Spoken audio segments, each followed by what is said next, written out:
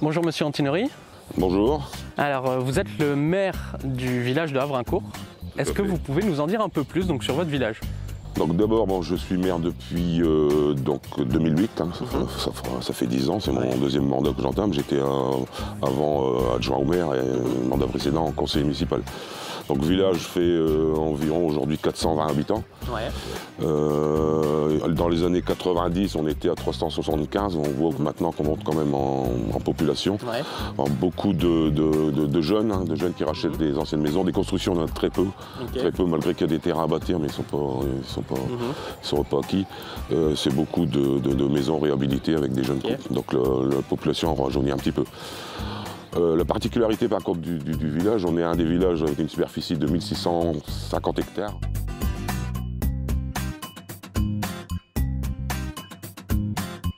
On était le premier village, la plus grande superficie du canton de Berthacourt, l'ancien canton de Berthacourt. Et je crois qu'on est la deuxième superficie du canton de Bapaume. Donc la particularité, c'est que notre territoire est séparé en deux. C'est-à-dire que la moitié, c'est 850 hectares de bourg, le reste, c'est le village. Ouais, d'accord, ok. Donc c'est assez particulier.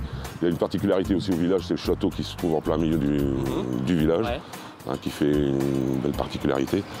Au niveau d'entreprise, on a le milieu agricole, comme dans tous les milieux ruraux.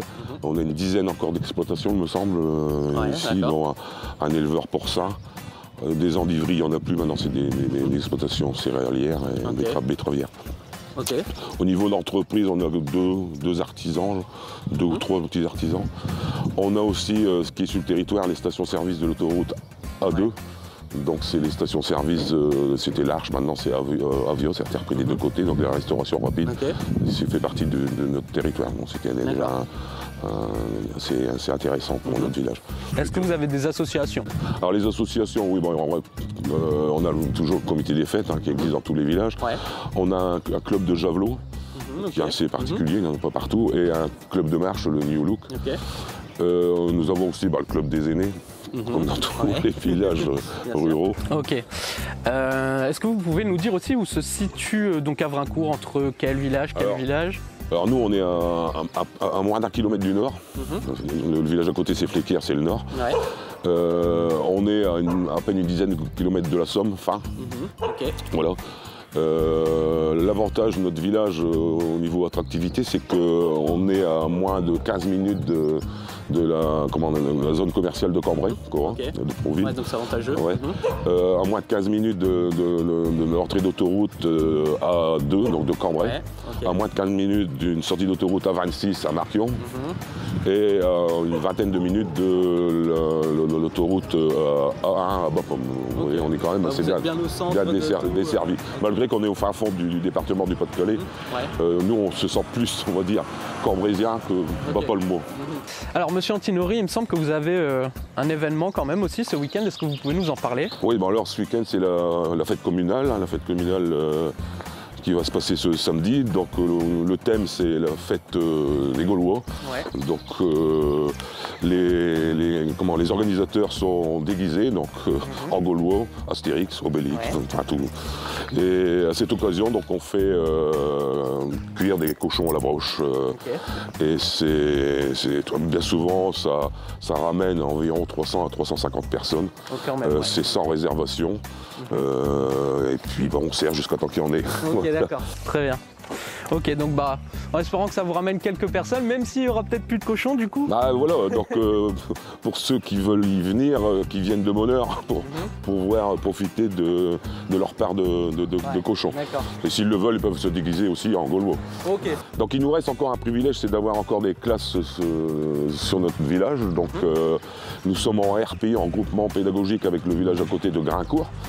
Nous avons les classes des plus grands, CE1, CM1, CE1, CE2, CM1, CM2. Une classe a été rouverte il y a 2 ans, qu'elle avait été fermée il y a 5-6 ans auparavant. On croise les doigts pour qu'elle reste ouverte.